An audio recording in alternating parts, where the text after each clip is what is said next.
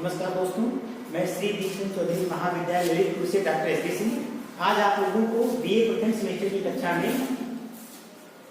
प्रगतिवादी कवि नागार्जुन की प्रसिद्ध कविता अकाल और उसके बाद की संदर्भ सहित व्याख्या बताने जा रहा हूँ। आप लोग ध्यान पूर्वक पढ़िएगा और सुनिए, ठीक है। आइए सर्वप्रथम हम नागार्जुन की अकाल और उसके बाद की कविता को पढ़ते हैं और उसके बाद शब्दार्थ जानेंगे, फिर हम व्याख्या करेंगे, ठीक। अकाल और उसके बाद, ठीक है ना।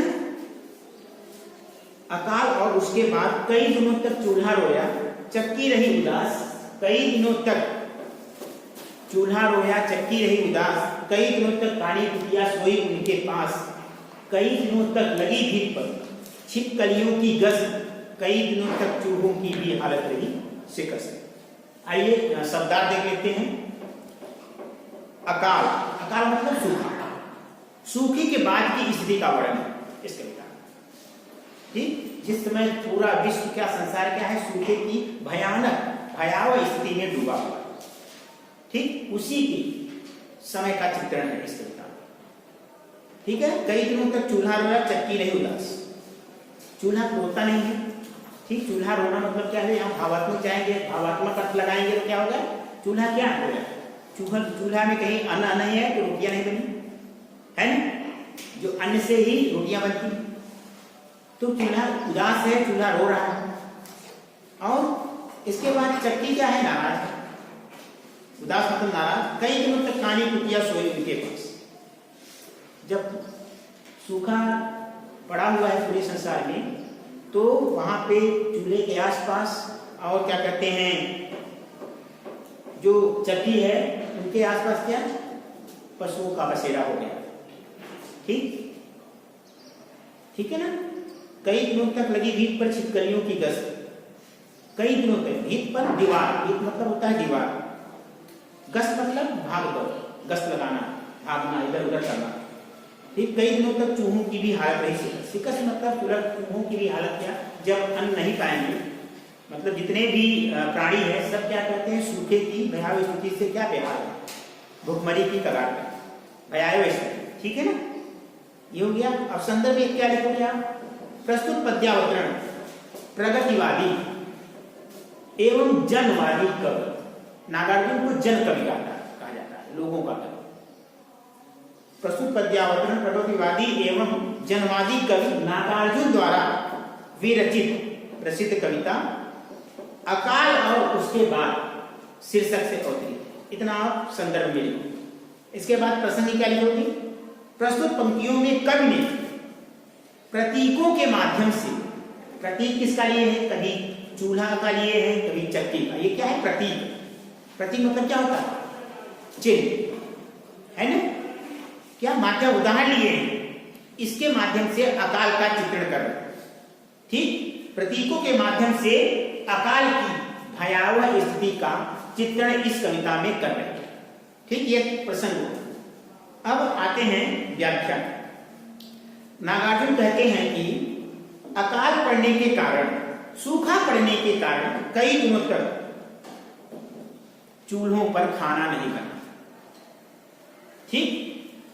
इसे देखकर ऐसा लग रहा था कि मानो चूल्हा रो रहा था। जब खाना नहीं बना तो चूल्हे की स्थिति को देखकर ऐसा लग रहा था मानो चूल्हा रो रहा था। मनुमानो जन जानो, कौन सा अलंकार, उत्प्रेक्षा, मनुमानो जन जानो, उत्प्रेक्षा अलंकार। इसके बाद कई दिनों तक चक्की का उपयोग नहीं किया गया, अर्थात चक्की नाराज है, दुखी है, नाराज मतलब दुखी होना। चक्की क्या है, दुखी, चक्की तो दुखी है नहीं क्योंकि निर्जीव है, तो यहाँ पर मानवीकरण अलंकार भी है, क्योंकि मैंने कई बार बताया है कि जहां पर निर्जीव को सजीव मानकर चित्रण किया जाए वहां पे मानवीकरण अलंकार होता है, मानवीय का रूप प्रदान कर दिया जाए, निर्जीव को सजीव का रूप प्रदान कर दिया जाए वहां पे होता है मानवीकरण अलंकार, ठीक। आगे चलते हैं। अर्थात उसे चलाकर आटा नहीं पीसा गया है, अर्थात क्या है, चली जो चक्की है उसमें आटा नहीं पीसा जा रहा है, और आटा न पीसे जाने के कारण चक्की क्या है, दुखी है, नाराज। अब इसका तात्पर्य क्या है कि इस सूखे की स्थिति को देखकर इस संसार में जितने भी प्राणी हैं, जड़ और चेतन, सभी क्या है? बेहाल, दुखी है, सभी बेहाल और दुखी है। स्वयं बताओ, चक्की जो निर्जीव हो वो भी दुखी, चूल्हा भी दुखी है, चूल्हा भी रो रहा है, अपने दुख को व्यक्त कर रहा है। ठीक है, जिसे देखकर ऐसा लग रहा था जैसे चक्की इस स्थिति के कारण उदास हो गई, नाराज हो गई। ठीक है, चूल्हे और चक्की का प्रयोग, चूल्हे और चक्की का प्रयोग न किए जाने के कारण, ठीक, आप अगर जिस वस्तु का उपयोग न करो तो वो वस्तु क्या? खराब हो जाती है। ये तो आप जानते हो बखूबी से। तो वही कह रहे हैं कि चूल्हे और चक्की का प्रयोग न किए जाने के कारण बहुत दिनों तक कार्य कृतियां उनके पास ही सोती है, यानी पशु आवारे जो पशु पक्षी हैं सब उनका बसेरा रहा है ना। अब किसी ने भी उस कुतिया को चूल्हे और चक्की से दूर भगाने का प्रयास नहीं किया। क्यों नहीं दूर भगाने का प्रयास किया? क्योंकि उस सूखे की भयावह स्थिति को देखकर सभी प्राणी, सभी मनुष्य क्या थे? स्वयं दुखी। तो जब अपने आप में परेशान हो तो दूसरों क्यों भगाएंगे? है ना, स्वयं कष्ट में। इस सूखे की स्थिति ऐसा भी आप लिख सकते हो कि इस सूखे की भयानक स्थिति को देखकर प्रकृति भी क्या हो गई? कांप रही थी, प्रकृति भी दुखी हो गई थी, ऐसा आप लिख सकते हो। अर्थात व्याख्या कर रहे हो तो व्याख्या का मतलब होता है कवि के भावों को बढ़ा चढ़ाकर लिखना, किसी भी बात को बढ़ा चढ़ाकर लिखना, ये होता है व्याख्या। ठीक है, आगे चलते हैं। बहुत दिनों तक दीवारों पर छिपकलियों की क्या लगती रही? दौड़ लगती रही। आपस में भोजन के लिए छिपकलियों की भी गश्त लगाते रहे, इधर उधर गश्त लगाते रहे, कहीं भोजन मिल जाए और हमारा भी पेट भर जाए। ठीक है ना, क्योंकि अकाल के कारण सभी कीड़े मकोड़े, जितने भी इस संसार में कीड़े मकोड़े थे, पशु पक्षी थे, क्या सभी मर गए। ठीक, इतना बड़ा भयानक है। कौन सा रस है इसमें? जहां पर कौन सा रस है? अद्भुत रस, जहां आश्चर्य की बात है ना, आश्चर्य लग रहा है, मन डर रहा है। अद्भुत रस, अद्भुत रस का स्थायी भाव क्या है? विस्मय है, विस्मय या आश्चर्य स्थायी भाव है। ठीक, अब आगे चलते हैं। इस कारण से छिपकलियों की को भी कुछ खाने के लिए प्राप्त नहीं हो पा रहा था। बहुत दिनों तक चूहों की स्थिति भी खराब है। कई दिनों तक चूहे भी भूखे मरने लगे, इधर उधर छटकाने लगे कि कहीं से भी अन्न का एक टुकड़ा मिल जाए। ठीक है, अकाल के कारण जब मनुष्यों को ही अन्न प्राप्त नहीं हो पा रहा था, अकाल के कारण जब मनुष्यों को ही भोजन प्राप्त नहीं हो पा रहा था, स्वयं मनुष्यों को भी, जो जितने सजीव थे, तो पशु पक्षियों और प्राणियों की क्या बात, वो तो और भी बेहाल है। ठीक है ना, वो तो मनुष्य पर आश्रित होते हैं, है ना, वही कह रहे हैं ना। तो चूहों को कहां से मिलता? ठीक है ना, यहाँ पर काव्य सौंदर्य में क्या लिखोगे? मैंने रस बता दिया है, अद्भुत रस, क्योंकि यहाँ मतलब अकाल की बात की गई। अकाल को देखकर भयानक स्थिति का चित्र हो रहा है। ये भयानक स्थिति जहां चित्र हो वहां अद्भुत हमें लगेगा, आश्चर्य लगेगा, देखकर स्थिति को क्या आश्चर्य लगेगा मन में। ठीक है, और अलंकार बता दिया है, उत्प्रेक्षा, रूपक और माधुरीकरण अलंकार। एक कविता में कई अलंकार होते हैं, ये नहीं कि एक कविता में कई अलंकार होते हैं, कई रस होते हैं। ठीक, और विशेष में क्या, यहाँ पर विशेष में क्या लिखते हैं कवि? यहाँ पे घर में पाई जाने वाली छिपकलियां तथा चूहे मनुष्य के खुश रहने पर ही खुश रहते हैं। देखो कितनी बड़ी बात है। मतलब जीव जंतु भी जो हैं, मनुष्य के खुश रहने पर भी चूहे और छिपकलियां खुश रहती है ना। कितनी बड़ी बात कह दी नागर, आप सोचो। ठीक, यहां इसी बात को प्रदर्शित किया गया है, यहां समाज में इसी बात को दिखाया गया है कि अगर आपके सामने कितनी भी विषम परिस्थिति आ जाए तो आप धैर्य और विश्वास बनाए रखें, इस कविता के माध्यम से। ठीक, अब आए दूसरी देखते हैं कविता। दाने आए घर के अंदर कई दिनों के बाद, धुआं उठा आंगन से ऊपर कई दिनों के बाद, चमक उठी घर भर की आंखें कई दिनों के बाद, कौवे ने खुजलाई आंखें कई दिनों के बाद। ठीक, शब्दार्थ दे लेते हैं कविता में। दाने आए, दाने मतलब अन्न या अनाज।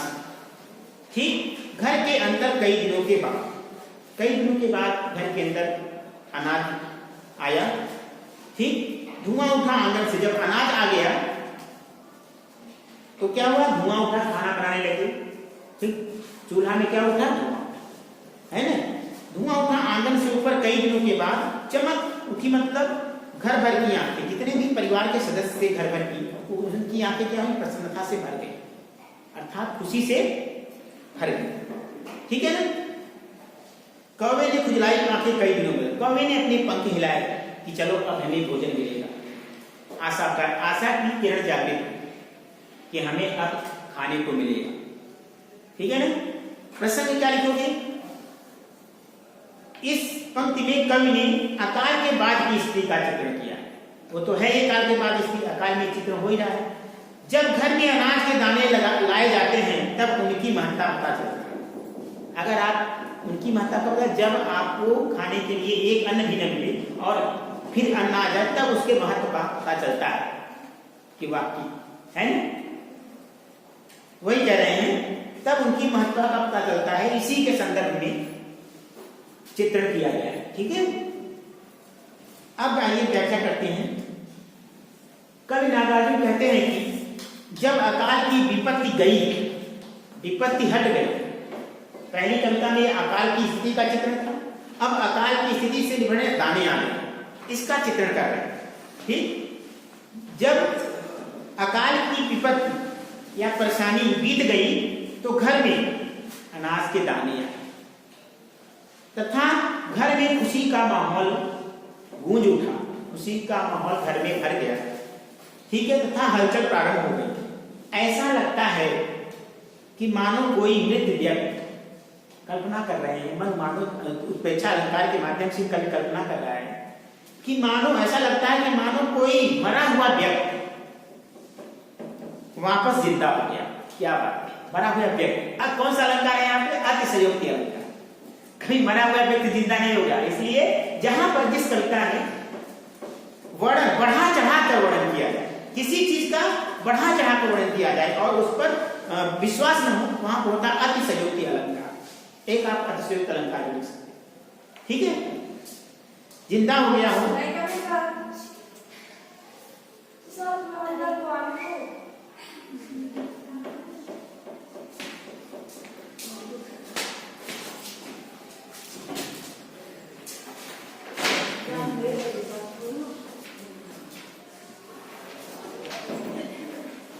ठीक है। आगे चलते देखिए,